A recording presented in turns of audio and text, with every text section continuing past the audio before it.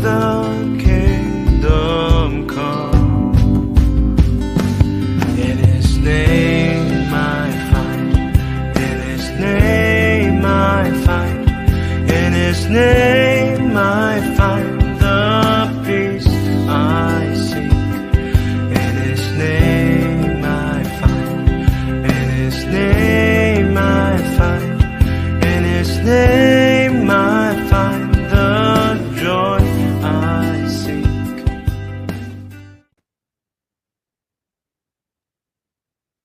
Shalom, Bapak, Ibu, saudara-saudari yang terkasih dalam Tuhan Yesus Kristus. Kita mengucap syukur kepada Tuhan Yesus Kristus karena begitu besar kasih karunia dan pemeliharaannya. Kita boleh bertemu di Bible Study Sema Adonai bersama dengan KTB, Kelompok Tumbuh Bersama Jerman pada hari Minggu, tanggal 4 Agustus 2024. Kita akan melanjutkan kembali pelajaran dari buku Sejarah Penebusan seri ketiga yang berjudul Pelita Perjanjian yang Tak Terpadamkan, karya Pendeta Abraham Park, Dokter Ministry. Tema hari ini adalah Saul, raja pertama Israel yang ditolak Allah, dan yang akan disampaikan oleh Ibu Alida Nur, Dokter Ministry. Sekarang mari kita menyaksikan satu video klip dari Ibu Murni. Dipersilahkan.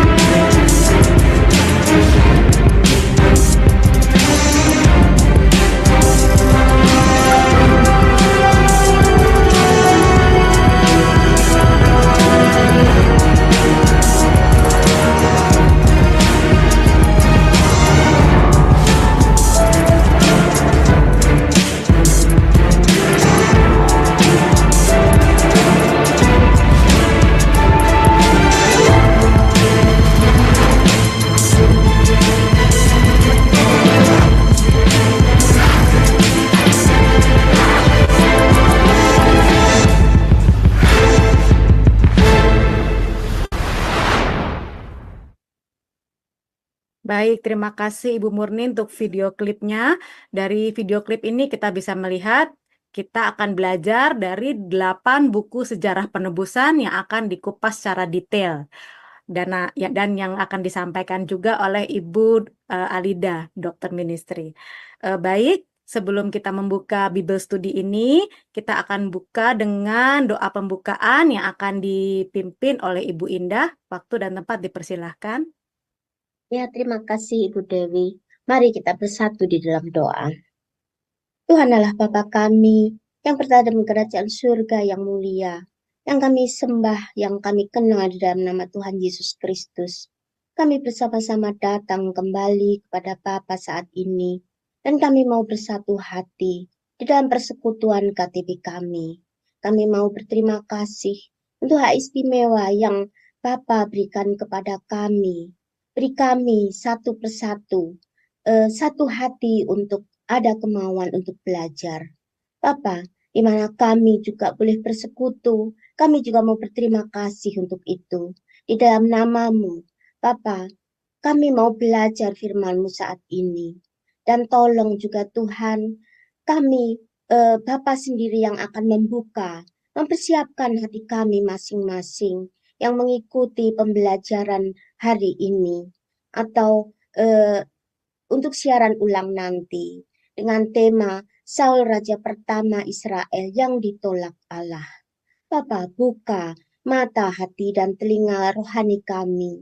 Dan untuk Ibu Alida yang akan menyampaikan firman hari ini, Bapa sendiri yang akan memberikan hikmat marifat kepada beliau. Beri beliau juga kepandaian di dalam menerangkan kepada kami. Bapa, kami mau menyerahkan untuk pembelajaran untuk hari ini di tangan Bapa. Supaya Bapa sendiri yang akan memimpin, menyertai kami dari awal hingga akhir. Jamah kami dan penuhi kami dengan kuasa-Mu yang maha tinggi. Hadir dan berkenanlah Bapa bersama kami. Seperti juga firman-Mu, di mana 2-3 orang berkumpul di dalam nama-Mu, di situ pun Bapa akan berada dan di tengah kami. Lawat dan penuhi kami juga, dan urapi kami dengan Roh Kudus-Mu saat ini. Bapa, kudus dan sucikan hati kami saat ini, supaya kami juga ada kemauan dan bersungguh-sungguh hati untuk belajar untuk hari ini. Buka mata hati kami untuk-Mu. Tuhan, kami siap menerima pembelajaran untuk hari ini, supaya Roh Kudus-Mu yang akan menguasai kami, dan Roh Kudus-Mu sendiri yang akan mengurapi kami saat ini. Bapa, hadir dan berkenanlah bersama kami saat ini. Tuhan, sekarang kami mau menyerahkan jam yang ada di hadapan kami ini di hadirat-Mu. Tuhan memberkati, sertai, lancarkan semua untuk perangkatan kami, dan jauhkan kami dari segala gangguan, dan Bapa sendiri yang akan mengendalikan, baik internet, teknisi, atau listrik. Campur tangan Bapa yang sangat kami butuhkan, dan pertolongan Bapa untuk yang bertugas ambil pelayanan hari ini juga, baik di depan ataupun di belakang layar, Bapa yang akan memberkati dan menolong kami masing-masing. Terima kasih Bapa untuk semuanya ini. Dan di dalam nama Tuhan Yesus Kristus, Tuhan dan Juru Selamat kami yang hidup itu, doa ini kami panjatkan. Haleluya. Amin. Kami serahkan kepada Ibu Dewi kembali sebagai moderator. Iya, Silakan. amin, amin. Terima kasih Ibu Indah. Baik, Bapak Ibu, saudara-saudari, kita akan melanjutkan Bible Study kita dan yang akan membantu membacakan firman Tuhan adalah Ibu Yanti Krans. Untuk Ibu Alida, waktu dan tempat dipersilahkan. Baik.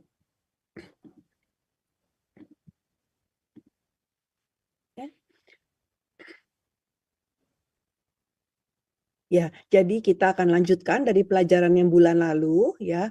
Bulan lalu kita sudah membahas semua cerita mengenai hakim-hakim dan juga Nabi Samuel, dan sekarang kita akan membahas raja pertama Israel yang bernama Saul. Ya, jadi bagaimana latar belakang Israel minta seorang raja. Nah, pada waktu itu Nabi Samuel sudah tua. Ya, dan juga anak-anak Samuel itu bukan seperti Samuel ya, karena itu para tua-tua mendatangi Samuel dan minta seorang raja. Tolong dibaca, Bu. Ya, demikian firman Tuhan, 1 Samuel 8 ayat 4 sampai 5. Sebab itu berkumpullah semua tua-tua Israel. Mereka datang kepada Samuel di Rama 5 dan berkata kepadanya, "Engkau sudah tua dan anak-anakmu tidak hidup seperti engkau. Maka angkatlah sekarang seorang raja atas kami untuk memerintah kami seperti pada segala bangsa-bangsa lain." Ya, langsung ayat yang berikutnya, Bu. 1 Samuel 8, 19-20, tetapi bangsa itu menolak mendengar perkataan Samuel. Dan mereka berkata, "Tidak, harus ada raja di atas kami." 20, maka kami pun akan sama seperti segala bangsa-bangsa lain, raja kami akan menghakimi kami dan memimpin kami dalam perang. Iya, kenapa ya mereka mau minta raja? Karena mereka melihat tetangga-tetangga mereka, bangsa-bangsa lain, mereka punya raja dan rasanya sepertinya keren ya. Nah, jadi rasanya kan keren, itu ada rajanya gitu. Sepertinya kalau nggak ada pemimpin secara jasmani rasanya bagaimana gitu. Jadi maka itu mereka minta kepada Samuel untuk dikasih raja seperti itu ya. Dan kelihatannya kalau ada raja kan sepertinya kayaknya jadi punya pemerintahan yang kuat ya, seperti itu.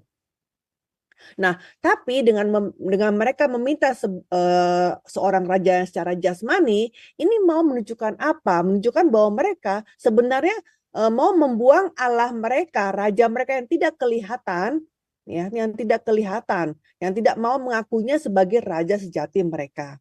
Dibaca ayatnya, Bu. 1 Samuel 8 ayat 7. Tuhan berfirman kepada Samuel, dengarkanlah perkataan bangsa itu dalam segala hal yang dikatakan mereka kepadamu. Sebab bukan engkau yang mereka tolak, tetapi akulah yang mereka tolak, supaya jangan aku menjadi raja atas mereka. Iya. Nah, kalau gitu mungkin ada yang bertanya, emang apa bedanya sama hakim-hakim? Kan hakim-hakim juga memerintah kan sebagai hakim gitu ya. Tetapi di sini beda ya. Kalau hakim-hakim, kalau tidak ada penindasan, tidak ada masalah, maka hakim-hakim tidak ada kan. Kalau kita sudah belajar hakim-hakim kan. Hakim-hakim hanya muncul ketika terjadi penindasan dan mereka berdoa kepada Tuhan minta penyelamat, maka itu ada hakim-hakim ya. Tapi kalau raja beda ya kan. Kalau raja kan ditindas nggak ditindas ataupun apa tetap raja itu ada kan seperti itu ya. Jadi agak beda ya raja dengan hakim ya. Nah, jadi kemudian setelah dikasih tahu bahwa mereka Tuhan bilang sama Samuel kan sebenarnya mereka menolak aku menjadi raja ya. Bukan kamu yang ditolak Samuel, tetapi aku katanya, kata Tuhan. Nah, kemudian Tuhan memperingatkan kepada bangsa itu negatifnya punya raja seperti apa. Ya, jadi Samuel sampaikan, nih kalau kalian punya raja, ya itu ada ditulis di ayat 10 sampai 18. Nanti apa? Raja pasti mau minta anak-anak kalian yang pintar-pintar untuk bekerja sama mereka sebagai budak mereka. Ya, kemudian kalian harus setor itu semua hasil-hasil kebun, hasil ladang yang terbaik untuk makanan raja, ya kan? Terus kalau ada ternak-ternak yang terbaik pun dia akan diminta ya oleh raja, ya. Kemudian kamu harus kasih perpuluhan juga kepada raja. 1/10 dari kamu punya kambing domba harus dikasih buat buat raja, ya. Dan nanti ya yang namanya juga karena seorang raja pasti perlu budak-budak, pasti perlu banyak pegawai. Nah, yang akan diambil dari anak-anak kalian. Ya. Nah, kalau kalian punya raja yang bijak, oke. Tapi kalau tidak punya raja yang bijak, raja yang jahat bagaimana? Malah raja itu akan menindas kamu, gitu. Sudah dikasih tahu, ya. Tidak enaknya punya raja, ya. Tetapi walaupun Samuel kasih tahu yang seperti ini, tapi mereka tetap ngotot mau minta seorang raja. Nah, karena itu, karena terus-menerus meminta, akhirnya Allah mengizinkan. Diberilah raja yang pertama bernama Saul. Nah, Saul ya artinya apa? Nama Saul dalam bahasa Ibrani artinya yang telah diminta, yang telah dimohon. Ya. Nah, Saul ini dia berasal dari suku Benyamin, ya. Suku Benyamin dan dia menjadi raja selama 40 tahun. Ya, jadi dari usia 40 sampai usia 80 dan meninggalnya bukan karena tua tapi mati, ya mati ketika perang dengan bangsa Filistin, ya. Kisah 13 ayat 21 saya bacakan. Kemudian mereka meminta seorang raja dan Allah memberikan kepada mereka Saul bin Kis dari suku Benyamin 40 tahun lamanya. Nah, dan ternyata betul setelah Saul menjadi raja, pada akhirnya Saul mulai mengambil anak-anak mereka untuk menjadi tentara Saul, ya kan? Seperti itu, ya.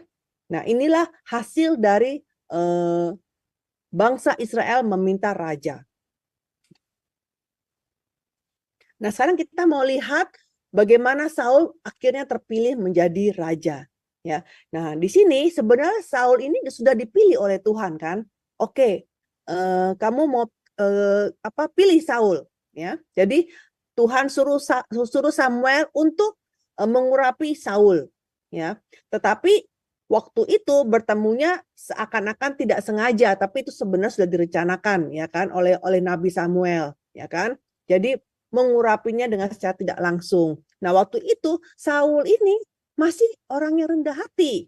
Ya, bukan nanti setelah jadi raja menjadi raja yang sombong, raja yang iri hati sama Daud, tidak. Tapi sebenarnya asalnya Saul ini orang yang rendah hati karena dia merasa dari 12 suku kan Benyamin ini anak yang paling terakhir kan, paling bontot. Jadi rasanya ini suku yang mau jadi raja tapi kok diambilnya bukan suku Ruben, anak sulung, atau suku Yehuda, tapi kok malah suku yang paling bontot itu yaitu suku Benyamin. Jadi dia bilang, aduh aku nih yang paling kecil, dan juga jumlahnya kebetulan jumlahnya juga kecil ya. Suku Benyamin ini kecil dibandingkan dengan suku-suku lain, terutama suku Yehuda yang sangat banyak jumlahnya, atau suku Manasye itu juga sangat banyak gitu ya. Jadi dia dengan rendah hati, aduh sepertinya tidak pantas saya jadi raja seperti itu. Nah, tapi kemudian Nabi Samuel tetap mengurapi Saul ya. Nah, ketika Saul itu diurapi ya, Roh Tuhan itu turun kepada Saul ya. Roh Tuhan mengubah hati Saul ya, mengubah hatinya menjadi lain, memberinya hati yang lain ya. Nah, ini adalah tanda yang mana Allah sudah memilih Saul untuk menjadikan seorang raja pertama Israel. Nah, cara pemilihannya bagaimana? Mungkin kalian semua, Bapak Ibu sudah sering mendengar ini cerita bagaimana Saul dipilih dengan diundi, ya kan? Jadi, pertama-tama, jadi supaya tidak terlalu obvious bahwa Tuhan sudah memilih Saul, ya, tentu Samuel mengumpulkan ya wakil-wakilnya, ya, disuruh kumpul di Mispa, ya. Oke, kamu mau minta raja. Oke, hari ini kita pilih raja. Mana wakilnya ya? Setiap suku 1.000. Berarti kalau ada 12 suku, 12.000 berkumpul di sini. Nah, kemudian dikocok diundi. Ketika undi, ya, oh, suku Benyamin yang dipilih. Nah, tentu dari suku Benyamin kan banyak kaum-kaum, ya kan? Banyak kaum-kaum. Nah, diundi lagi muncullah kaum keluarga Matri. Terus diundi lagi sampai akhirnya Saul yang terpilih ya. Nah, tentu ketika Saul ini muncul ya, Saul ini kan tinggi, gagah ya, kalau kita baca di ayatnya ya, lebih tinggi daripada yang lain ya, dan dia tuh gagah seperti itu. Nah, tentu orang-orang yang tidak terpilih ya merasa bagaimana ya kan? Ya pasti merasa kok dia yang dipilih gitu ya, rasanya gitu ya. Agak-agak menghina si Saul ini. Kok suku Benyamin yang dipilih, ya kan, seperti itu. Nah, tapi ya Tuhan ini membantu Saul ya, supaya orang-orang mau terima Saul. Caranya bagaimana ya? Jadi ketika itu ada perang dengan Bani Amon ya, dan roh Tuhan berkuasa kepada Saul sehingga Saul bisa memimpin peperangan itu dan Saul menang. Nah, karena Saul menang, maka mereka menjadi respect sama Saul. Oh ya, sepertinya ini dia bisa menjadi pemimpin kita. Oke, kalau gitu kita setuju. Dan akhirnya mereka mengangkat Saul secara resmi sebagai raja. Jadi seperti itu ya cara pemilihannya. Nah, sekarang kita lihat Saul ini bagus ya awalnya ya. Dia dipilih oleh Tuhan dan juga Tuhan membantu Saul sehingga nama Saul itu diangkat, sehingga yang tadinya orangnya ngomongnya nyinyir sama si Saul menjadi respect sama Saul ya, seperti itu. Jadi bagus awalnya. Tapi kenapa pada akhirnya dia baru raja pertama, tapi ternyata dia sudah ditolak oleh Allah, dan ditolaknya sangat cepat ya. Kalau kita lihat di tahun kedua aja dia sudah berbuat salah dan sudah mulai ditolak. Padahal dia menjadi raja selama 40 tahun kan, kalau kita lihat tadi kan. Ya, seperti itu. Nah, sekarang apa yang menyebabkan Saul ini ditolak oleh Tuhan? Nomor 1, ya, kesalahan Saul yang pertama adalah Saul memberikan korban persembahan yang seharusnya dilakukan oleh imam. Dari suku Lewi ya, kalau imam ini. Nah, jadi di tahun kedua pemerintahannya itu datang bangsa Filistin dan mau berperang dengan bangsa Israel. Tolong dibaca, Bu. 1 Samuel 13 ayat 5 dan 6. Adapun orang Filistin telah berkumpul untuk berperang melawan orang Israel dengan 3.000 kereta, 6.000 orang pasukan berkuda, dan pasukan berjalan kaki sebanyak pasir di tepi laut. Mereka bergerak maju dan berkemah di Mikmas, di sebelah timur Bet Awen. Ketika dilihat orang-orang Israel bahwa mereka terjepit, sebab rakyat mereka terdesak, maka larilah rakyat bersembunyi di gua, Teluk Batu, Bukit Batu, Liang Batu, dan Perigi.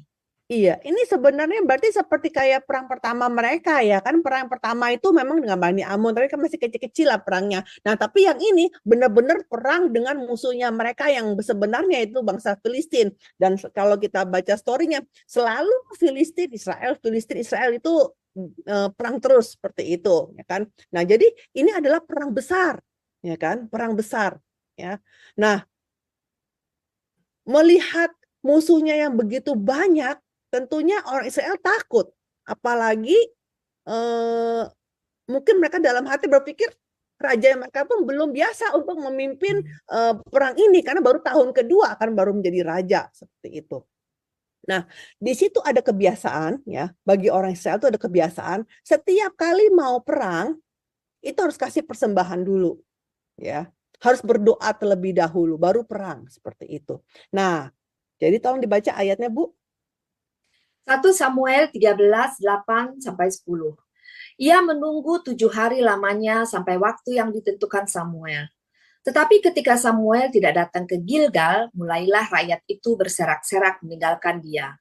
Sebab itu Saul berkata, "Bawalah kepadaku korban bakaran dan korban keselamatan itu." Lalu ia mempersembahkan korban bakaran. Baru saja ia habis mempersembahkan korban bakaran, maka tampaklah Samuel datang. Saul pergi menyongsongnya untuk memberi salam kepadanya. Ya, nah sekarang kenapa rakyat itu berserak-serakan? Karena begini, harusnya seorang raja ketika dia mau berperang, ya kan?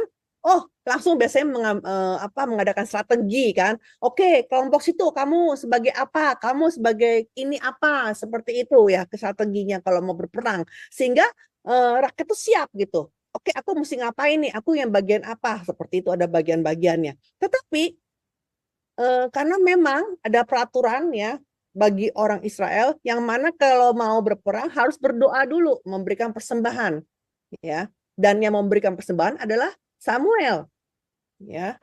Nah, seperti itu. Jadi kalau belum kasih persembahan, belum bisa perang, ya, seperti itu. Belum bisa maju perang gitu. Jadi rakyat juga bingung menunggu kan. Nah, Samuel bilang kepada Saul, 7 hari lagi, kamu tunggu 7 hari, ya. Nanti aku akan datang, seperti itu, ya kan? Jadi ditunggu. Hari pertama, hari kedua, hari ketiga, mungkin rakyat bingung. Raja, kapan kita maju perang? Gitu kan? Mereka udah perang-perang, mereka cuma nunggu-nunggu, ya. Ya, seperti itu. Jadi pasti rakyat menjadi takut. Nggak mulai-mulai, masa kita tunggu mereka nanti keburu datang ke sini bagaimana? Ya, keburu musuh datang ke kota menyerang kita bagaimana? Kita belum ngapa-ngapain gitu. Nah, akhirnya sampai hari ke-7 ya. Udah banyak yang berserak rakyatnya kabur. Bagaimana perasaan seorang raja ya yang mau memimpin perang tapi rakyatnya sebagian besar udah pada kabur, ya. Kalau melihat situasi itu ya sih dia resah sekali hatinya Saul ya. Ini kapan ya si Samuel ini datang? Ini udah 7 hari. Tapi kok belum datang-datang? Nah, karena dia sudah mau memimpin perang, ya, maka akhirnya Raja Saul memutuskan untuk mengadakan mazbah, nggak usah mengadakan korban bakaran tanpa menunggu Samuel. Nah, tapi setelah dia memberi korban, tahu-tahu Samuel muncul. Kalau begitu, ini apakah Saul ini salah? Kan udah ditunggu 7 hari. Tapi Samuel tidak datang. Kan yang salah Samuel dong, telat datangnya. Ya, mungkin saya juga dulu berpikir seperti itu, gitu ya kan. Nah, ternyata baru saya juga belajar mengerti ya, lewat mendengarkan firman dari para pendeta ya, bahwa ternyata karena Saul ini tidak menunggu sampai 7 hari penuh. Ya, nah ada beberapa peristiwa di Alkitab yang namanya menunggu 7 hari. Nah, contohnya ketika Samuel itu mau melantik Saul, sebelumnya apa? Samuel pun pernah menyuruh Saul untuk menunggu 7 hari. Ya, 1 Samuel 10 ayat 8 saya hanya baca yang garis bawahi. Engkau harus menunggu 7 hari lamanya sampai aku datang kepadamu. Ya, begitu juga kalau kita lihat nanti peristiwa Nuh, ya, dia pun juga harus menunggu 7 hari. Ya, Tuhan bilang apa? 7 hari lagi aku akan menurunkan air bah meliputi bumi. Dan ketika di dalam air bah, setiap kali Nuh melepaskan buah merpati, itu setiap 7 hari, setelah 7 hari, 7 hari lagi, seperti itu. Ya, angka 7 ini maksudnya apa? 7 hari penuh. 7 hari penuh, ya. Jadi misalkan hari Senin sampai hari Minggu, ini contohnya ya. Nah, minggunya itu mesti pas sampai minggunya selesai gitu, seperti itu. Ya. Nah, tapi Samuel ini di hari ke-7 ya, dia tidak menunggu tepat 24 jam itu. Ya. Jadi hari ke-7 ya, hari ke-7, jadi misalkan hari ke-7 misalkan hari Minggu gitu ya. Nah, hari Minggu. Nah, harusnya kalau sampai hari Minggu selesai itu kan berarti sampai malam kan, seperti itu ya kan. Tapi ini sore gitu. Nah, berarti ini kan belum selesai. Hari ke-7-nya belum selesai, seperti itu. Ya. Jadi kita lihat bahwa lewat beberapa peristiwa di Alkitab, menunggu 7 hari maksudnya 7 hari full. Ya. Tapi sayangnya Raja Saul di hari ke-7 dia tidak menunggu dengan full.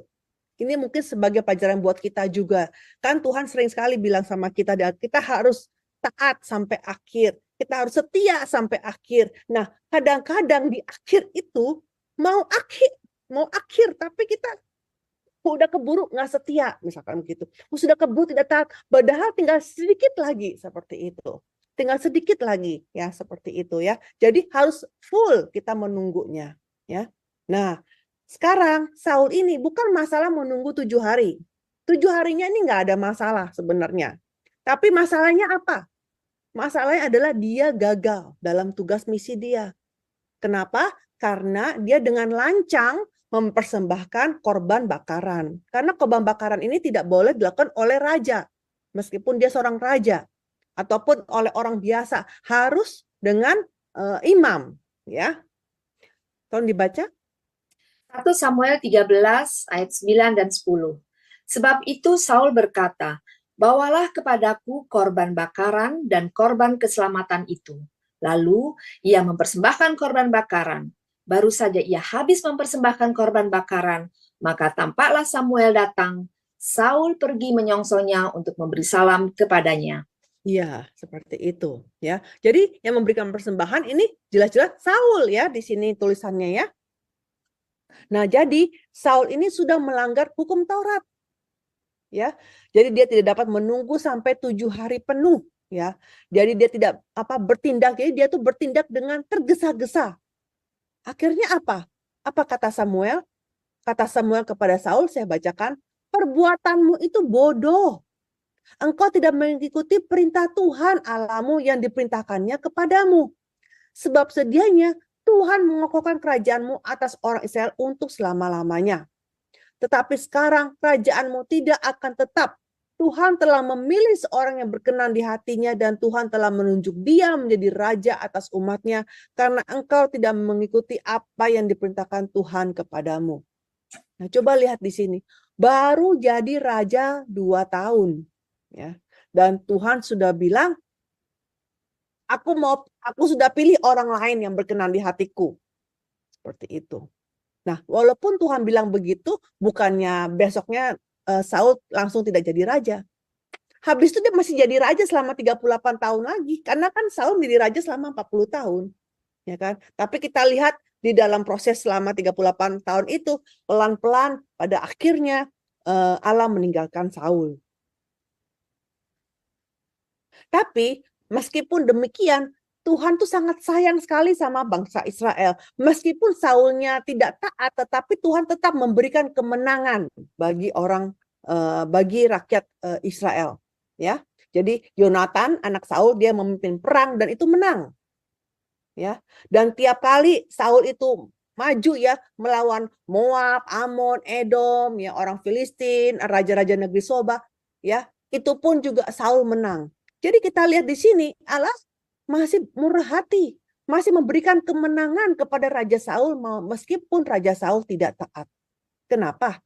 Karena Tuhan itu masih ingat kepada ini bangsa Israel, bangsa perjanjian, umat perjanjian Tuhan. Ya, seperti itu. Nah, kesalahan Saul yang nomor 2 adalah Saul tidak menaati Tuhan dalam hal menumpas orang Amalek. Nah, siapa itu Amalek? Amalek ini adalah cucunya Esau, ya. Jadi Amalek adalah cucunya Esau, ya. Kemudian menjadi suku bangsa Amalek, seperti itu.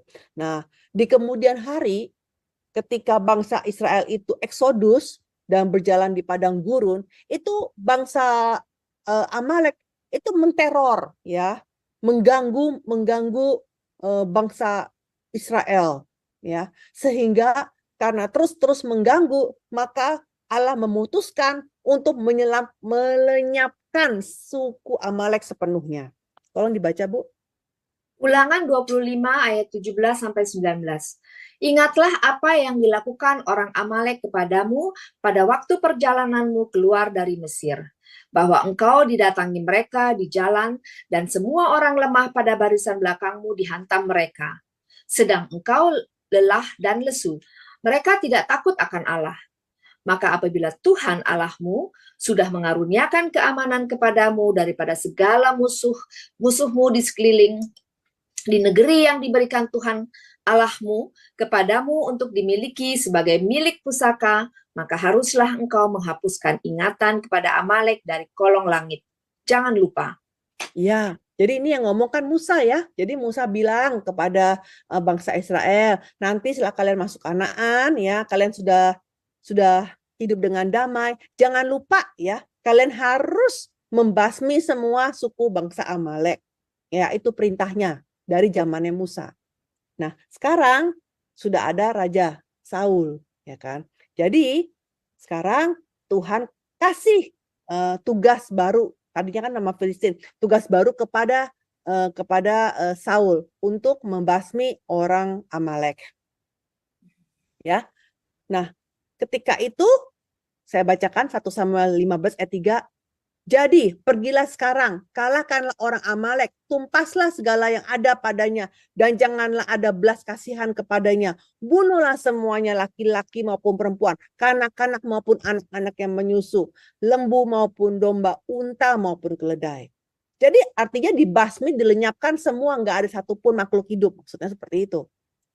Tetapi ketika Saul menyerang, ya, Saul malah tidak membunuh rajanya, ya, Raja Amalek itu Agag. Dan juga dia melihat, aduh sayang banget ini kambing domba yang lucu-lucu, yang cute-cute, yang gemuk-gemuk, ya, seperti itu. Wah, ini bagus, ini kambing dombanya, masa dibunuh begitu saja.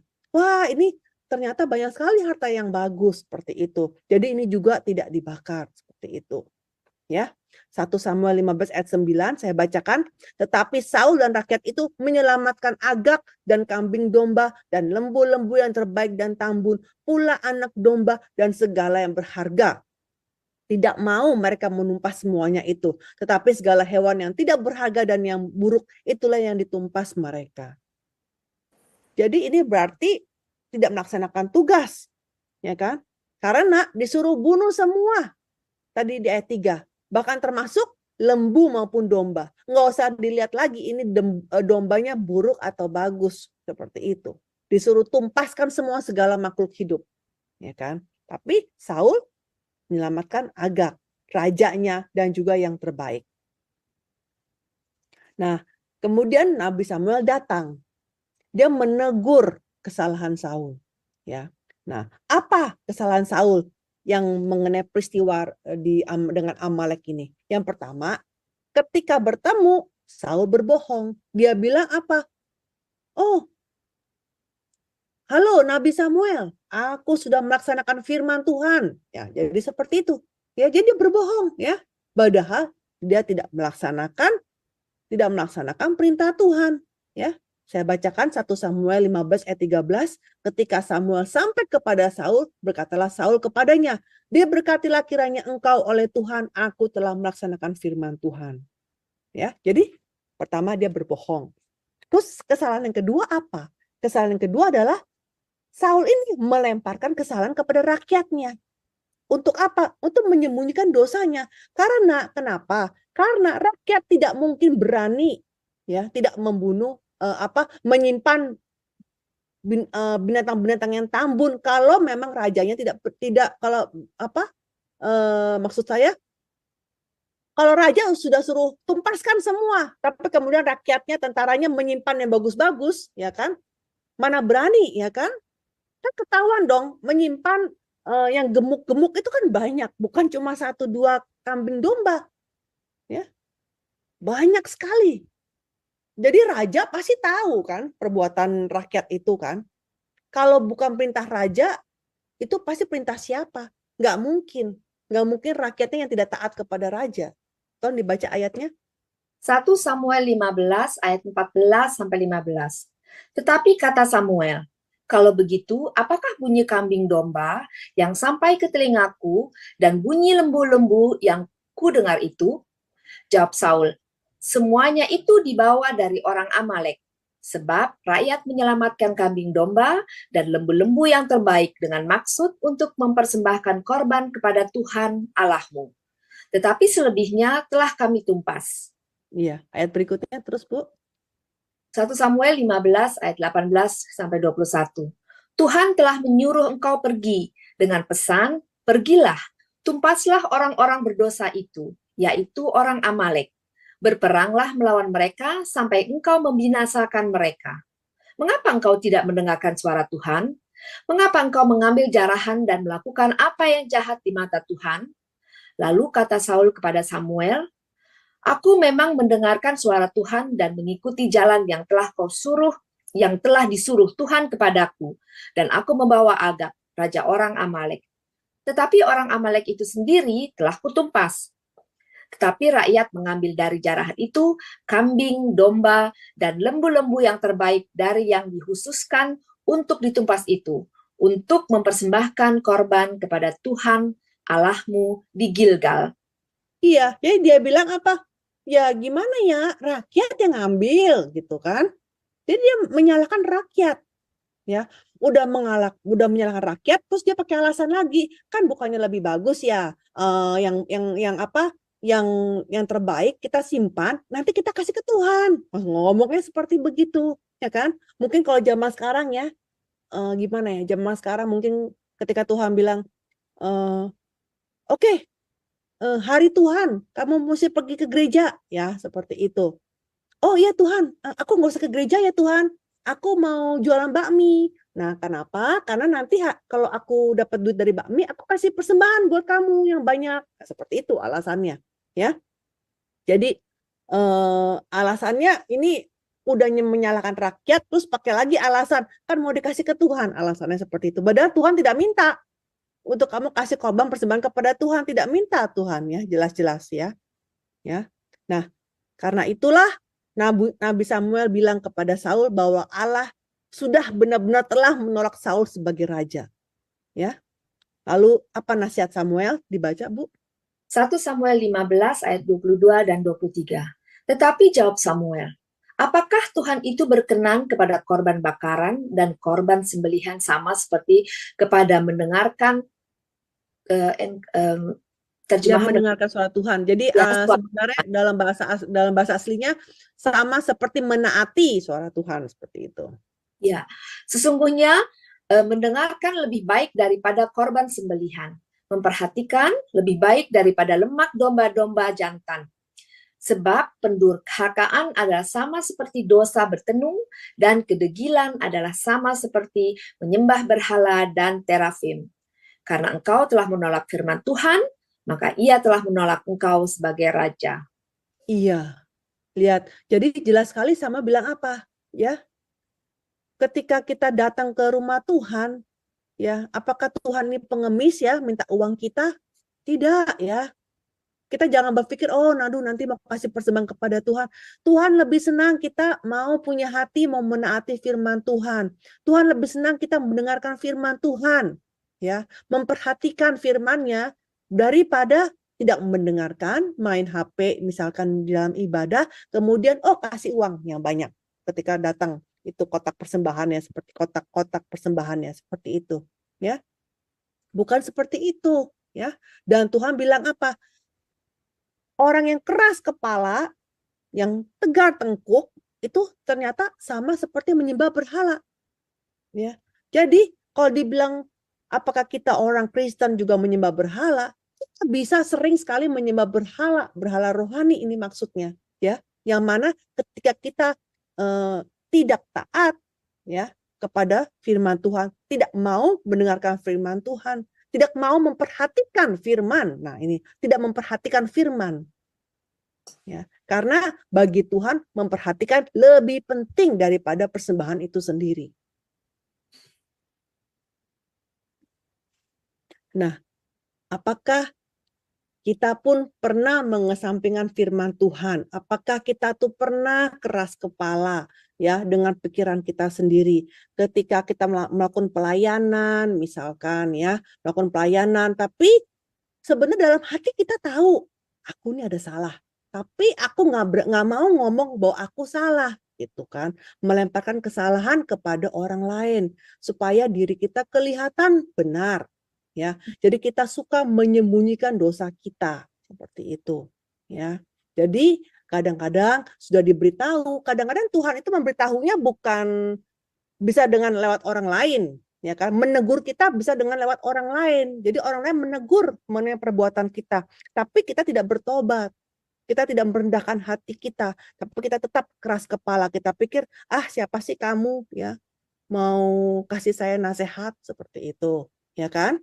Nah, jadi seperti itu karena kita menjadi sombong dengan pikiran kita sendiri. Nah, itu di saat itu kita adalah menyembah berhala. Ya. Tetapi ya, jika kita taat sama firman, jadi kebalikannya, maka kuasa firman atau kemuliaan Tuhan pasti akan tampak ya dalam kehidupan kita. Tapi kalau tidak taat, maka dosa itu akan keluar. Seperti apa? Seperti tadi bunyi embik-embik kambing yang lapor kepada Samuel dan terdengar di telinga Samuel. Seperti itu, ya. Ya. Nah, karena si Saul ini tidak taat sama perintah sama Tuhan, ya, maka akhirnya Tuhan pun tidak bisa lagi memakai Saul. Kenapa ya? Kita pikir kok Tuhan kejem banget sih sama orang Amalek gitu, apalagi baby-babynya. Kan baby-babynya nggak ada dosa ya. Nah, saya juga dulu berpikir seperti itu. Tapi coba kita pikir ya, di zamannya Ratu Esther, ingat story-nya Ratu Esther nggak? Yang waktu itu di zamannya Ratu Esther ada orang jahat yang bernama Haman yang mau memusnahkan seluruh orang Yahudi di negara kan, bangsa Israel kan dibuang kan ke Babel, terus Babel menjadi negara Persia, media Persia. Nah, bayangkan orang-orang Yahudi di sana mau dibasmi semuanya oleh si Hagak ini. Ya. Untungnya ya lewat Mordekai, lewat Ratu Esther, maka bisa diselamatkan nyawa dari semua bangsa Yahudi. Tuhan sudah lihat itu ratusan tahun kemudian. Karena Haman yang mau membasmi ini adalah keturunan Agag. Keturunan Agag. Ya. Seperti itu. Orang Amalek. Jadi kalau ada sisanya, seperti itu. Karena ada sisanya, maka terjadilah peristiwa Ratu Esther itu. Yang mana hampir-hampir bangsa Yahudi binasa seluruhnya. Dan umat perjanjian tidak ada lagi. Dan Yesus tidak bisa lahir. Seperti itu. Maka penting sekali ketika Tuhan bilang kasih firman, karena Tuhan sudah melihat jauh ke depan apa yang akan terjadi. Tuh. Ya. Nah, kemudian ya, karena peristiwa ini, kemudian kan Samuel pergi dong meninggalkan Raja Saul, ya. Nah, Saul dia pegang jubahnya Samuel dan sobek. Ya, jadi sobekan jubah ini merupakan tanda bahwa takhta Saul akan diberikan kepada orang lain. Baca Bu ayatnya. 1 Samuel 15 ayat 27 dan 28. Ketika Samuel berpaling hendak pergi, maka Saul memegang puncak jubah Samuel, tetapi terkoyak. Kemudian berkatalah Samuel kepadanya, Tuhan telah mengoyakkan daripadamu jabatan raja atas Israel pada hari ini dan telah memberikannya kepada orang lain yang lebih baik daripadamu. Ya, nah nanti habis dari sini kemudian langsung ada story bagaimana Tuhan memilih Daud ya. Itu tapi nanti kita bicara di bulan depan tentang Daud ya. Nah, kemudian dosa Saul yang ketiga, jadi yang pertama tadi dia yang memberikan korban persembahan yang seharusnya dia bukan seorang imam. Terus yang kedua dia tidak taat kepada perintah Tuhan untuk membasmi bangsa Amalek. Dan yang ketiga dia tidak bisa menahan amarahnya sama Daud. Karena dia dengki sama Daud, dia iri hati sama Daud, dan dia amarahnya nggak bisa dikontrol. Ya, jadi ceritanya, ya, kenapa sih Saul ini bisa marah sama Daud? Nah, jadi kita lihat dulu peristiwanya, latar belakangnya kenapa Saul ini bisa marah sama Daud. Jadi waktu itu bangsa Israel lagi mau perang sama bangsa Filistin. Nah, kemudian muncullah si raksasa Goliat ini. Kita mungkin sudah tahu ya storynya si Goliat ini, ya. Nah, kenapa si Daud bisa bunuh Goliat? Ya, karena waktu itu Daud belum cukup umur. Untuk bisa menjadi tentara, menurut peraturan kan harus minimal 20 tahun ke atas. Karena Daud belum berusia 20 tahun, ya. Daud melarikan diri aja dari Saul waktu umur 20 tahun kan. Jadi ini ceritanya ini sebelum Daud berumur 20 tahun, masih umur belasan ya, seperti itu. Nah, waktu itu kita lihat ayahnya Daud panggil Daud, "Daud, sana kamu ke tempat medan perang, tengokin kakak-kakak kamu. Itu gimana kabarnya nih, bawa-bawa makanan, bawa inilah oleh-oleh gitu, bawa makanan, kasih kakak-kakak kamu." Nah, jadi dengan ayah Daud menyuruh Daud sepertinya kebetulan ya, tetapi di sini kita mau lihat ada rencana Tuhan. Jadi ini bukan kebetulan ya. Nah, singkat cerita ya, jadi akhirnya Daud melawan Goliat. Ya, ini mungkin udah tahu ya. Ini ayat ini mungkin kita nggak usah baca lagi. 1 Samuel 17 ayat 4-7. Bahwa si Goliat ini tingginya 6 hasta. 6 hasta itu sekitar 2,9 meter. Ya. Nah, terus dibilang baju zirahnya itu 5.000 shikal tembaga. Itu sekitar 120 pon. Berarti 60 kiloan gitu ya. Seperti itu. Ya. Nah, kemudian si Goliat ini menantang 1 lawan 1 ya, seperti itu. Nah, kenapa 1 lawan 1? Karena di daerah timur dekat kuno itu ada kebiasaan yang namanya pertarungan tunggal ya. Jadi bukan antara bangsa ke bangsa, tapi bisa juga pertarungan tunggal yang mewakili bangsa tersebut. Jadi kalau juaranya yang menang, maka mewakili bangsanya juga menang, seperti itu. Jadi lawannya satu dengan satu, pertarungan tunggal. Nah, sekarang bagaimana Daud membunuh Goliat ya? Tolong dibaca Bu ayatnya. 1 Samuel 17 ayat 45. Tetapi Daud berkata kepada orang Filistin itu, "Engkau mendatangi aku dengan pedang dan tombak dan lembing. Tetapi aku mendatangi engkau dengan nama Tuhan semesta alam, Allah segala barisan Israel yang kau tantang itu." Ya, terus Bu sampai ayat 49. Ya. Dan supaya segenap jemaah ini tahu bahwa Tuhan menyelamatkan bukan dengan pedang dan bukan dengan lembing. Sebab di tangan Tuhanlah pertempuran, dan ia pun menyerahkan kamu ke dalam tangan kami. Ayat 49, lalu Daud memasukkan tangannya ke dalam kantungnya. Diambilnyalah sebuah batu dari dalamnya. Diumbannya, maka kenalah dahi orang Filistin itu. Sehingga batu itu terbenam ke dalam dahinya. Dan terjerumuslah ia dengan mukanya ke tanah. Ya, ini cerita ini mungkin sudah familiar ya. Jadi ceritanya Daud dengan ketapel, dia ambil 5 batu dari dasar sungai, tapi hanya dengan 1 batu dia langsung kena ke dahinya Goliat dan langsung masuk batunya dan langsung mati. Ceritanya seperti itu, ya kan? Nah, apa itu batu? Batu kalau kita baca di Daniel 2 ayat 34-45, batu ini melambangkan firman Tuhan dan juga Yesus Kristus. Ya, dan saya bacakan Daniel 2:34, sementara Tuanku melihat terungkit lepas sebuah batu tanpa perbuatan tangan manusia, lalu menimpa patung itu tepat pada kakinya yang dari besi dan tanah itu, sehingga remuk. Ini bicara mengenai patung Nebukadnezar, ya kan? Itu mengenai negara-negara, ya. Nanti ketika belajar Daniel ya, dan batu tanpa perbuatan manusia berarti apa? Diketok dengan firman Tuhan ya, hancur sendiri ya. Dan terus ayat 45, tepat seperti yang Tuanku lihat bahwa tanpa perbuatan tangan manusia, sebuah batu terungkit lepas dari gunung dan menemukan besi, tembaga, tanah liat, perak, dan emas itu. Allah yang maha besar telah memberitahukan kepada Tuanku Raja apa yang terjadi di kemudian hari. Ya, mimpi itu adalah benar dan makanya dapat dipercayai. Jadi batu melambangkan firman Tuhan dan Yesus Kristus. Nah, kemudian kenapa kenanya di dahi? Dahi melambangkan pikiran atau keyakinan seseorang.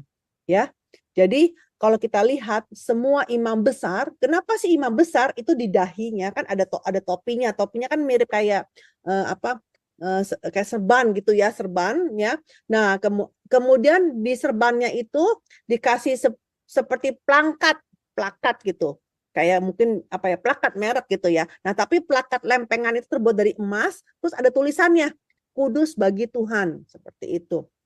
Nah, kudus bagi Tuhan ditaruh di mana? Di topinya dan juga di depan, berarti di dahi kan, seperti itu. Jadi maksudnya apa? Sebagai imam besar, kamu punya pikiran kamu harus kudus. Seperti itu, kudus bagi Tuhan. Sebagai imam besar harus kudus pikirannya. Ya, nah, jadi dahi melambangkan pikiran, ya, orang yang sombong, ya, yang punya pikiran-pikiran kedagingan, itu harus dikalahkan dengan apa? Dengan batu di dahi, yaitu dengan firman Tuhan. Itu maksudnya. Ya, jadi seperti Daud yang bertempur dengan Goliat, kita pun sekarang pun sedang bertempur dengan peperangan rohani. Ya, jadi Goliat itu siapa? Kalau di zaman sekarang, Goliat itu ya diri kita sendiri. Ya, kita punya hawa nafsu kita, pikiran kita, kesombongan kita, semua pikiran-pikiran daging kita. Itu adalah Goliat-Goliat kita. Dan itu harus kita bunuh dengan firman Tuhan. 2 Korintus 10 ayat 3-5 saya bacakan, memang kami masih hidup di dunia, tetapi kami tidak berjuang secara duniawi. Karena senjata kami dalam perjuangan bukanlah senjata duniawi, melainkan senjata yang diperlengkapi dengan kuasa Allah yang sanggup untuk meruntuhkan benteng-benteng. Karena senjata kami dalam perjuangan bukanlah senjata duniawi, melainkan senjata yang diperlengkapi dengan kuasa Allah yang sanggup untuk meruntuhkan benteng-benteng. Ini bicara mengenai firman Tuhan, ya, yang senjatanya adalah firman Tuhan, maksudnya seperti itu. Singkat cerita ya, jadi Daud ini menang dengan Goliat. Nah, ketika pulang, perempuan-perempuan bernyanyi-nyanyi, ya. Memujinya apa? Lebih memuji Daud daripada Raja Saul. Dibaca ayatnya. 1 Samuel 18 ayat 7 dan 8. Dan perempuan yang menari-nari itu menyanyikan berbalas-balasan. Katanya, Saul mengalahkan beribu-ribu musuh, tetapi Daud berlaksa-laksa. Lalu bangkitlah amarah Saul dengan sangat. Dan perkataan itu menyebalkan hatinya. Sebab pikirnya, kepada Daud diperhitungkan mereka berlaksa-laksa, tetapi kepadaku diperhitungkan beribu-ribu. Akhir-akhirnya jabatan raja itu pun jatuh kepadanya.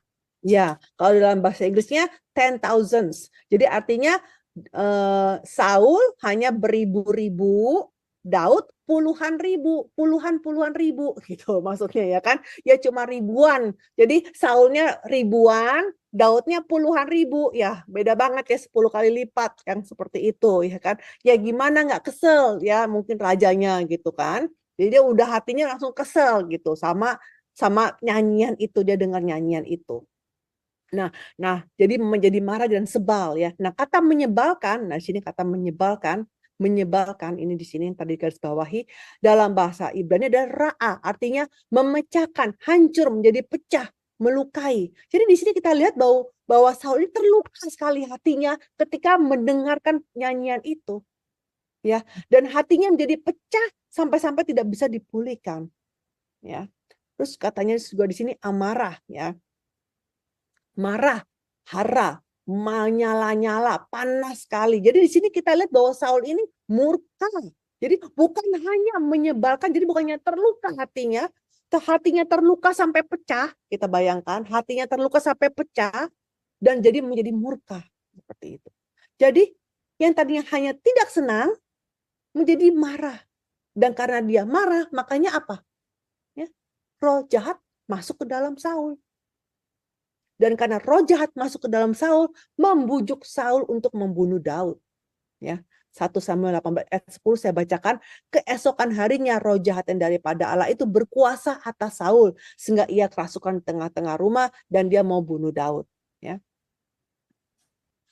Nah, setelah itu kemudian ditenang lagi nih si Saul. Nah, kemudian Saul mau memberikan putrinya Mikal kepada Daud.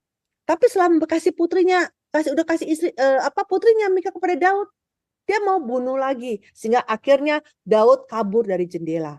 Jadi kita lihat ya, Saul ini seperti kayak Tom and Jerry jadi ceritanya ini ya. Jadi Saul ini memburu Daud, ya, mengejar Daud.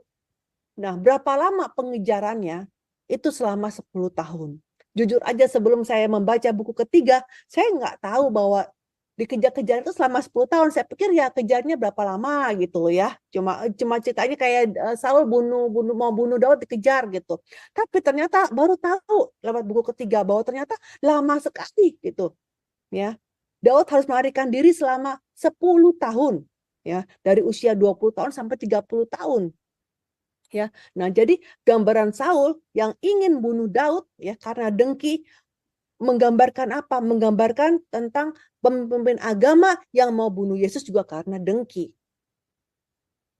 Ya, tetapi kita lihat selama pelarian Daud ini sebenarnya ada kesempatan dalam beberapa kali yang dimana Daud sebenarnya bisa bunuh Saul, bisa balas dendam kepada Saul.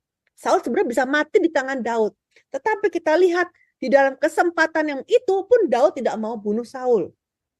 Ya, jadi Daud ini menang, ya, menang kejahatannya dengan kebaikan. Nah, Daud ini pun adalah gambaran Yesus Kristus kan, yang mana Yesus Kristus itu juga pada akhirnya walaupun dia menderita, tetapi pada akhirnya dia menang. Ya, dia bisa bangkit pada hari ketiga dan dia akan datang lagi untuk menerima kemuliaan sebagai raja. Kemudian dosa Saul yang keempat adalah Saul mencari peramal. Tukang ramal, dia pergi ke tukang ramal. Jadi ceritanya ini adalah waktu itu Samuel sudah mati. Ya, Nabi Samuel sudah mati dan kemudian terjadi perang lagi nih. Perang dengan Filistin lagi. Nah, Saul tidak dapat jawaban dari Tuhan. Karena tidak dapat jawaban dari Tuhan, maka dia mau cari jawaban dari orang lain, yaitu dengan apa? Dengan tanya peramal. Dia tanya peramal mau buat apa? Dia cuma mau nanya, perang ini aku kalah atau menang? Nah, seperti itu. Nah, inilah cara yang paling dibenci oleh Tuhan. Tolong dibaca ayatnya. 1 Samuel 28 ayat 6 dan 7. Dan Saul bertanya kepada Tuhan, tetapi Tuhan tidak menjawab dia. Baik dengan mimpi, baik dengan urim, baik dengan perantaraan para nabi. Lalu berkatalah Saul kepada para pegawainya, carilah bagiku seorang perempuan yang sanggup memanggil arwah. Maka aku hendak pergi kepadanya dan meminta petunjuk kepadanya. Para pengawalnya menjawab dia, di Endor ada seorang perempuan yang sanggup memanggil arwah. Ya. Ketika saya baca ini, saya pikir, loh ini kan karena Tuhan yang tidak mau jawab. Begitu kan saya pikirkan, Saul sudah mau kok nanya sama Tuhan, tapi Tuhan tidak menjawab dia. Ya, seperti itu. Nah, kadang seperti itu. Karena kenapa? Karena Saul selama ini terus tidak mau mentaati firman Tuhan. Ya, pada akhirnya ya tidak didengarkan. Kenapa? Karena tidak ada pertobatan dalam kehidupan Saul. Ya, jadi seperti ada tembok pemisah antara Saul dengan Tuhan. Ya, maka itu Tuhan tidak menjawab doa Saul. Nah, kemudian Saul akhirnya mencari seorang peramal. Cuma mau nanya aja, ya. Bagaimana? Ya, ditanya kepada peramal itu. Tolong panggilkan ini arwah siapa? Nah, jadi ceritanya Saul tuh mau memanggil si Samuel yang sudah mati, Nabi Samuel. Nah, kemudian ketika akhirnya ya singkat cerita si peramal ini bisa memanggil rohnya Samuel. Ya. Kemudian Samuel marah sekali gitu ya. Ketika marah dan ketika ini gimana nih perangnya ini hasilnya bagaimana? Lalu Samuel kasih tahu apa? Besok kamu mati sama ketiga anak kamu. Seperti itu. Ya, jadi hasil dari itu, kamu besok mati dalam perang ini. Jadi kalah kala perang maksudnya. Ya. Jadi kita lihat mereka yang mempunyai hati untuk mendengar dan menaati firman Tuhan, ya. Mereka yang punya hati untuk mendengar dan menaati firman Tuhan, maka pasti dapat mendengarkan firman Tuhan. Tapi kalau mereka yang tidak mau dengar, ya nggak bisa mendengar firman Tuhan. Ya, Yesiel 3:27, tolong dibaca Bu ayatnya. Yehezkiel 3 ayat 27. Tetapi kalau aku berbicara dengan engkau, aku akan membuka mulutmu, dan engkau akan mengatakan kepada mereka, beginilah firman Tuhan Allah. Orang yang mau mendengar, biarlah ia mendengar. Dan orang yang mau membiarkan, ialah membiarkan. Sebab mereka adalah kaum pemberontak. Iya. Jadi ini sama seperti ketika di zaman Imam Eli, ya kan? Di zaman Eli dibilangin firman Tuhan jarang, ya. Tetapi kalau dibilang begitu, ya karena tidak mau yang tidak mau dengar, ya tidak mau dengar, ya.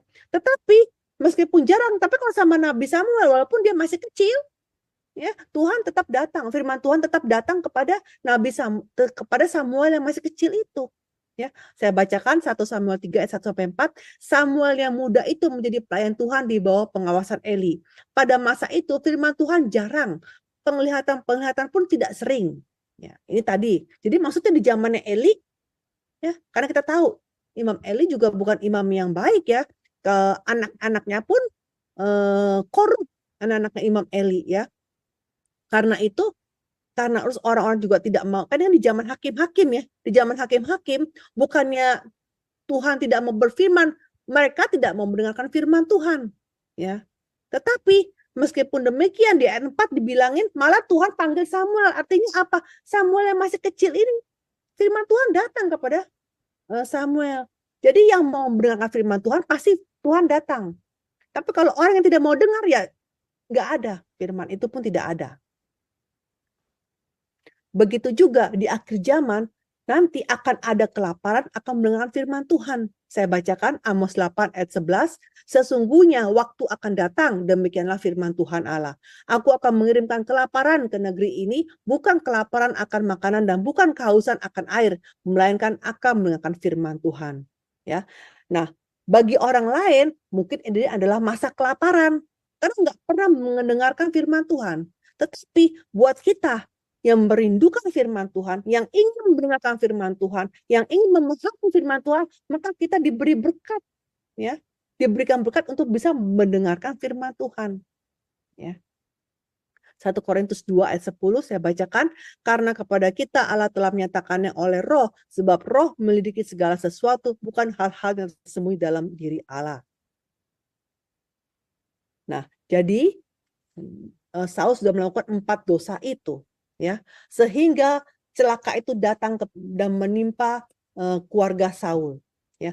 Dan bukan hanya bukan hanya dosanya 4 macam itu saja, tetapi di dalam peristiwa-peristiwa lain Saul juga banyak melakukan dosa. Contohnya apa? Dia membunuh semua penduduk kota Nob. Bayangkan, Nob itu adalah kota imam. 80 imam dibunuh dengan keluarga mereka, istri dan anak, juga penduduk, bahkan kalau kita baca lagi binatangnya pun dibunuh, seperti itu.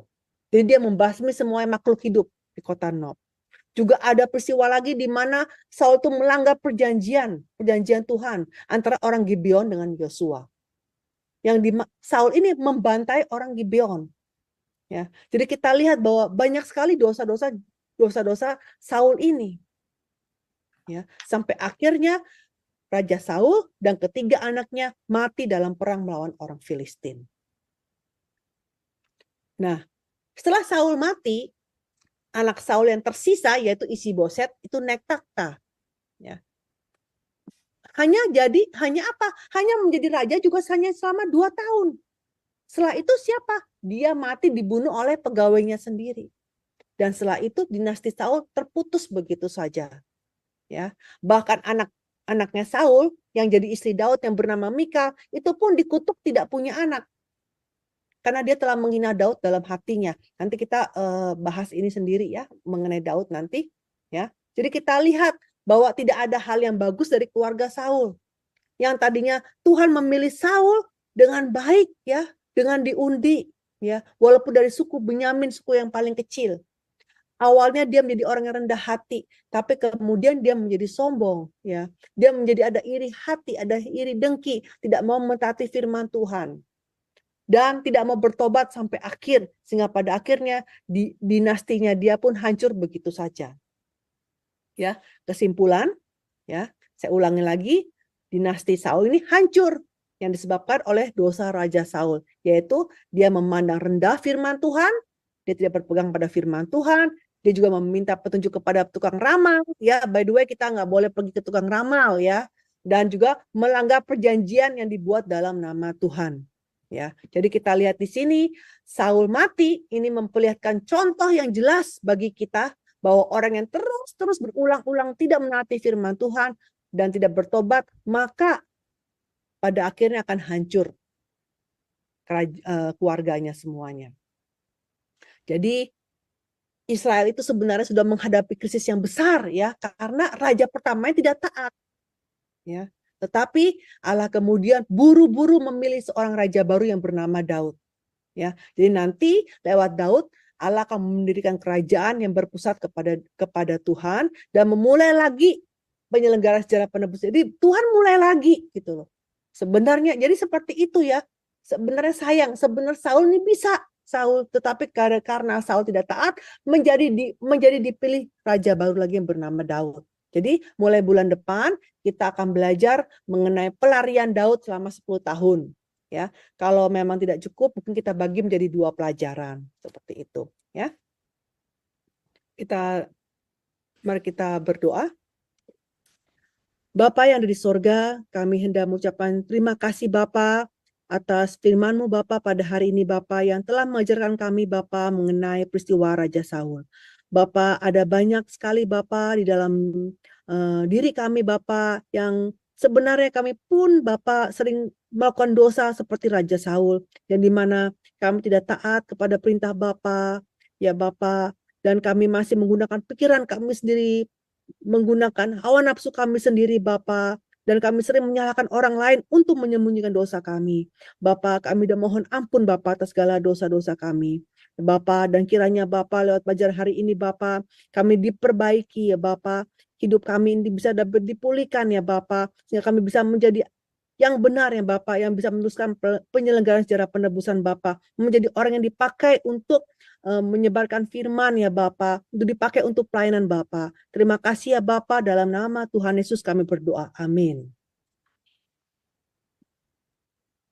Amin, amin. Terima kasih Ibu Alida untuk pembelajaran Alkitab yang tadi kita sudah belajar sama-sama ya. Kita belajar dari Raja Saul, di mana beliau ini banyak melakukan kesalahan, datang ke peramal, melanggar firman Tuhan, kemudian juga dia memandang rendah juga akan firman Tuhan, dan Tuhan sudah memberikan kesempatan berkali-kali, tapi tetap beliau melakukan kesalahan dan akhirnya beliau mati dan digantikan oleh Raja Daud. Terima kasih. Kita banyak belajar juga. Saya juga termasuknya banyak belajar ya. Saya senang sekali dengan Bible Study ini, di mana Ibu Alida benar-benar menjelaskan pembelajaran Alkitab ini secara sistematis dan detail. Jadi kita lebih banyak mengerti lagi firman Tuhan. Terima kasih Ibu. Baiklah, kita sekarang masuk ke dalam berita KTB. Kak Murni, ya, KTB kelompok tumbuh bersama akan diadakan kembali pada tanggal 1 September 2024 hari Minggu, waktu Jerman pukul 16 sore, kemudian waktu Indonesia pukul 21 waktu Indonesia bagian Barat, dan waktu Amerika New York pukul 10 pagi. Pembicara Ibu Alida Nur, dokter ministry. Terima kasih. Baik, kita sekarang mau masuk ke dalam sesi tanya jawab. Kami persilahkan Bapak Ibu, saudara-saudari, kalau ada yang mau bertanya dengan Ibu Alida, silahkan.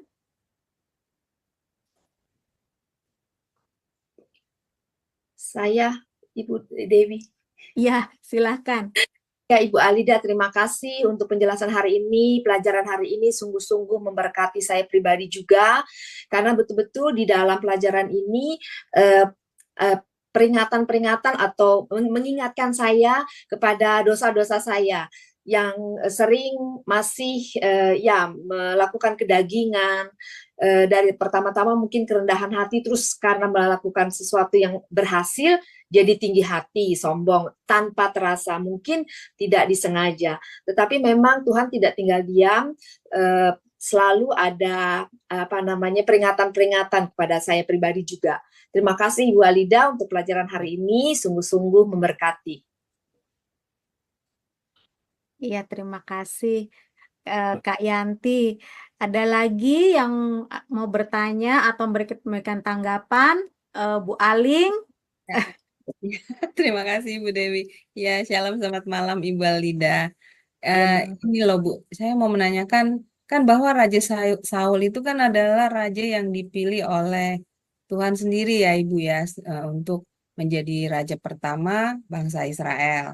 Yang saya mau tanyakan, apakah Tuhan itu tahu Ibu pada akhirnya Raja Saul ini akan bersikap seperti melawan Tuhan, terus dia memberontak, dia tidak melakukan firman. Sebenarnya Tuhan tahu nggak Ibu kalau Tahu.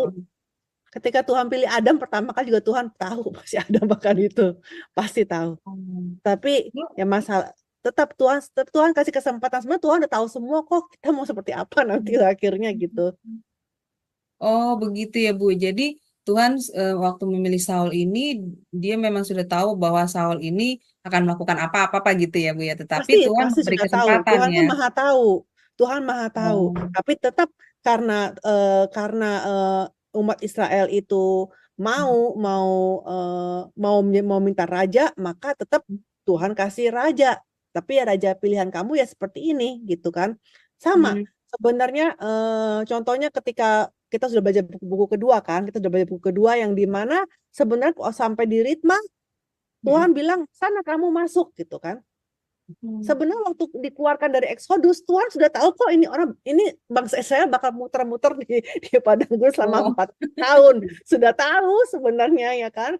Nah, tapi meskipun demikian, sudah tahun kedua, kemudian di Ritma Tuhan suruh masuk ke Kanaan. Tapi mereka tidak mau. Mereka bilang dengan pikiran mereka sendiri, mereka bilang kirimkan 12 pengintai.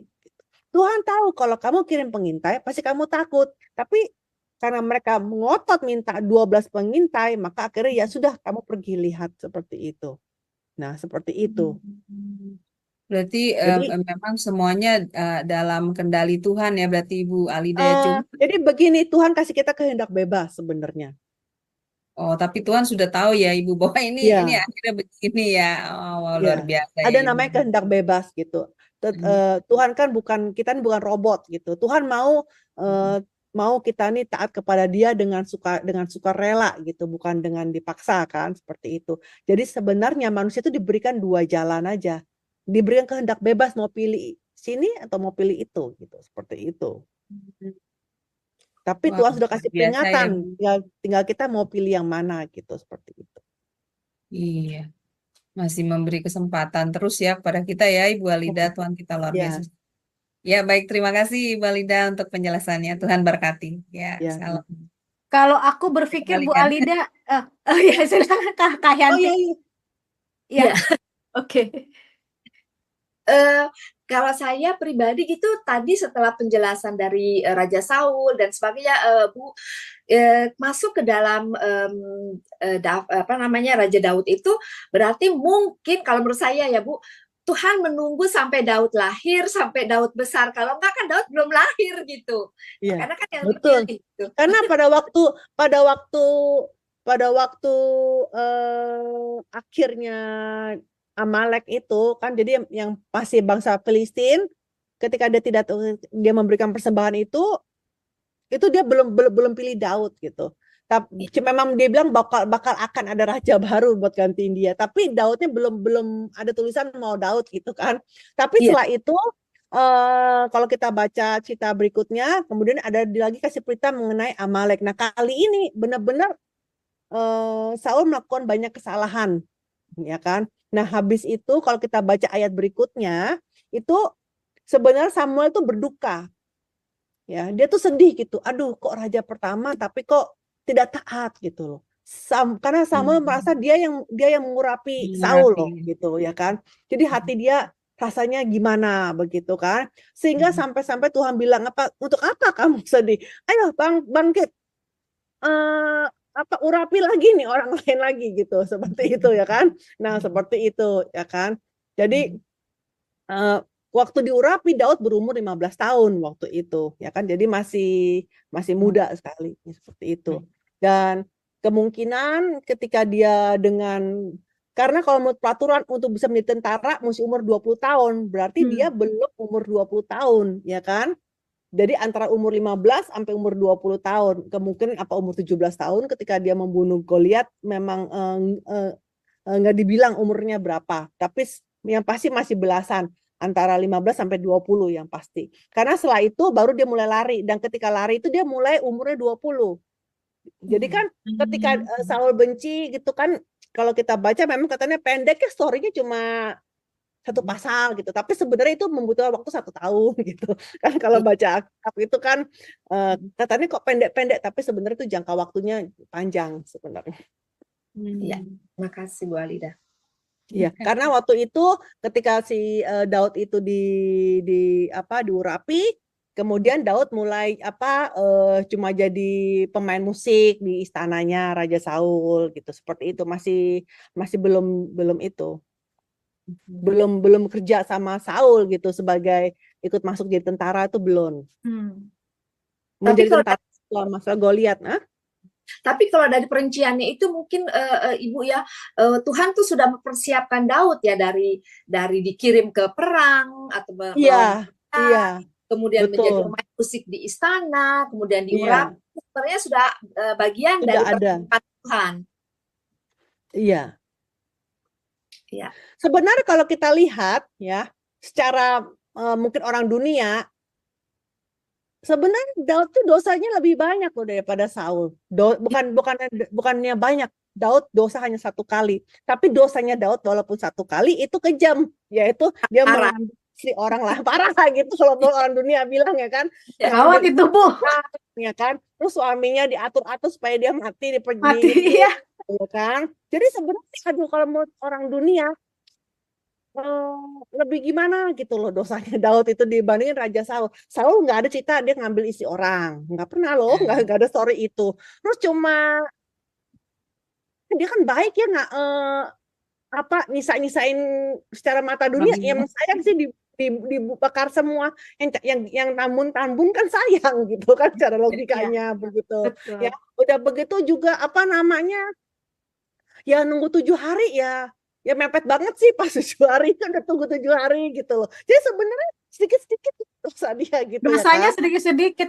Tapi Bu, kalau dipikir-pikir ya, saya juga orangnya nggak sabaran Bu kalau suruh nunggu lama-lama. Ya, seperti itu kan, dosa kayak dikit-dikit gitu kan. Udah gitu juga panggil ramal, tukang ramal. Ya abis doanya nggak dijawab. Terus saya juga baca gitu. Itu mencerminkan orang dunia semua tuh. Iya. Tetapi ternyata intinya cuma satu sih, tidak ada pertobatan aja. Tapi Daud walaupun dosanya sangat kejam sekali, cuma 1 tapi kejam gitu ya kan. Tapi ketika dia ditegur oleh Nabi Nathan, dia itu nangis sampai ranjangnya basah. Berarti dia nangis bertobat dengan sungguh-sungguh. Jadi Tuhan itu sebenarnya bukan lihat dosa kamu banyak apa dosa kamu dikit, tapi sebenarnya cuma lihat pertobatan kamu ada nggak, gitu-gitu aja.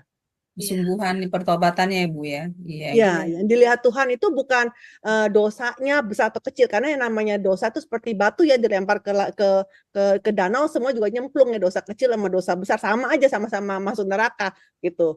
Tapi yang dimaksud Tuhan itu apakah ada pertobatan apa tidak. Nah, itu yang bedanya Daud sama Raja Saul. Sama dengan ketika Yesus itu 2 muridnya yaitu Petrus dengan Yudas Iskariot. Yudas Iskariot juga setelah jual Yesus kan menyesal. Ya kan? Dia menyesal kok, lihat ternyata kok Daud ternyata gurunya kok disiksa begitu ya. Hatinya sebagai manusia hatinya juga pasti teriris ya. Aduh, aku nyesel banget gitu. Sampai dia mau bunuh diri, berarti dia menyesal sungguh-sungguh loh sebenarnya si Yudas Iskariot itu kan. Ya kan? Sedangkan si Petrus, dia malah menyangkal 3 kali, bahkan menyangkal itu sampai sadis juga menyangkalnya dia, yaitu nggak kenal. Iya. Sumpah aku nggak kenal. Terus makin yang ketiga sambil menyumpah sambil mengutuk Yesus, bayangkan seperti itu. Iya. Ya kan? Nah, tetapi kenapa seperti itu? Ya karena Petrus ada pertobatan. Sedangkan Yudas Iskariot menyesal tapi mengambil keputusan sendiri dengan bunuh diri gitu. Iya. Seandainya dia bertobat pun dia pun bisa dipakai oleh Tuhan juga seperti itu. Wow, luar biasa Ibu pelajaran malam ini. Tuhan Saya senang memberkati. melihat Luar biasa ibu-ibu yang sekali belajar. firman-Nya hari ini ya. Ya. Luar biasa sekali Pak Ibu Alida ya. Di sini kita diajar untuk taat ya. Luar biasa ya firman hari ini tentang Daud dan Saul ini ya, sampai akhirnya Saul bunuh diri. Ya, dia sebenarnya hampir mau mati tapi ya daripada itu dia udahlah bunuh aja seperti itu juga seperti itu. Kisahnya ya Bu ya. Makasih ya Ibu Alida, sangat Ya, sama-sama. memberkati ya untuk firman ini untuk saya pribadi ya.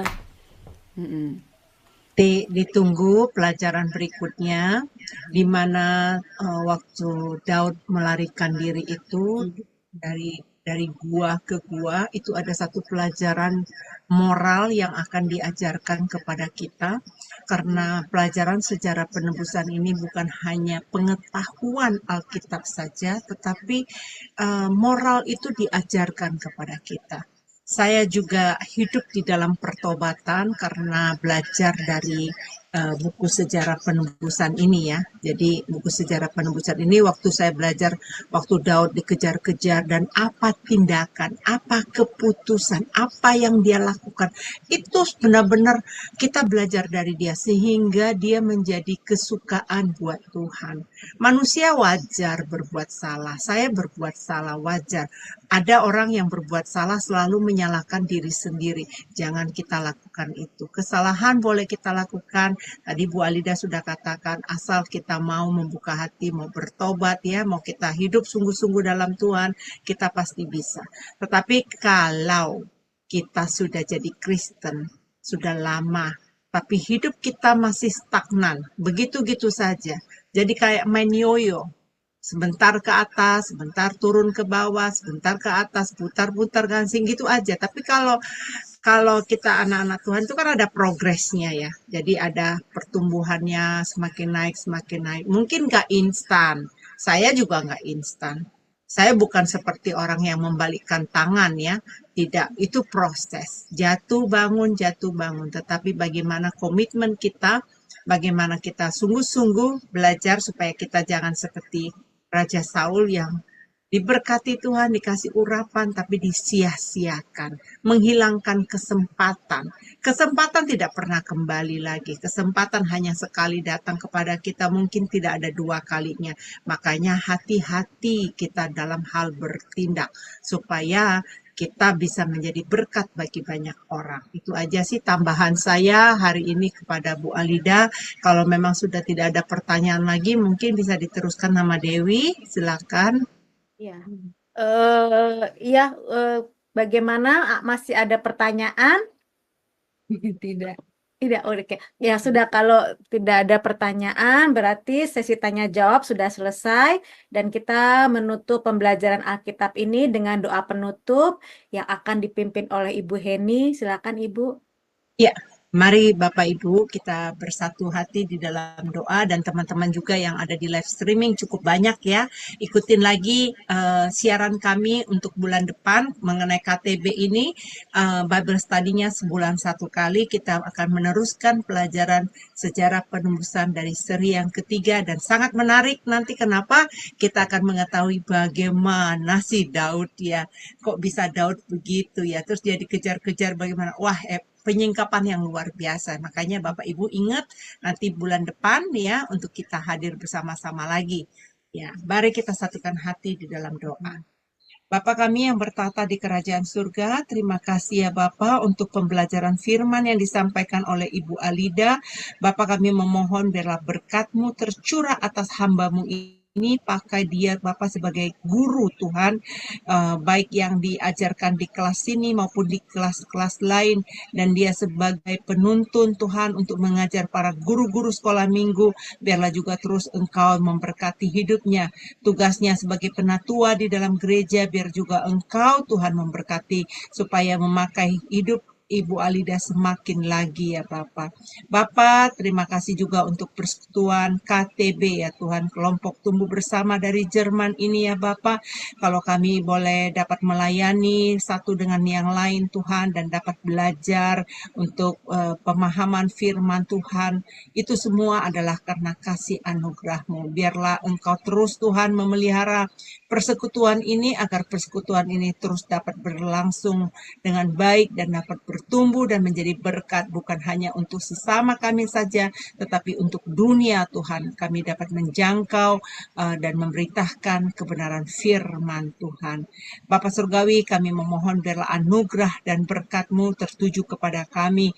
Biarlah Engkau menyinari kami dengan sinar kemuliaan-Mu ya Bapa, dan mampukan kami Tuhan agar kami bisa mengikuti kebenaran firman-Mu dari hari ke hari ya Bapa. Berilah cahaya-Mu Tuhan, berilah firman-Mu itu kepada kami menjadi rema, dan biarlah Tuhan kasih anugerah-Mu itu melimpah terhadap hidup kami. Karena kami tahu Bapa, apabila Engkau yang memberikan berkat-berkat ini kepada kami, maka hidup kami semakin bertumbuh, tertanam dan berbuah lebat di dalam kebenaran firman Tuhan.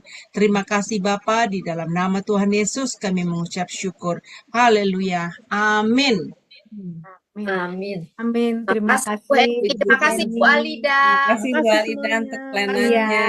Tuhan Terima berkati. kasih Bu Heni sudah Kasih Bu memimpin doa Dewi. Saya permisi penutup dulu dan ya. doa berkat. Iya. Baik, sekarang Bible Study kita sudah selesai. Saya mengucapkan terima kasih kepada Ibu Alida yang sudah menyampaikan pembelajaran Alkitab hari ini, Bapak Ibu Saudara-saudari yang sudah hadir, dan teman-teman yang sudah melayani. Kita bertemu lagi bulan depan tanggal 1 September 2024. Tuhan memberkati. Amin.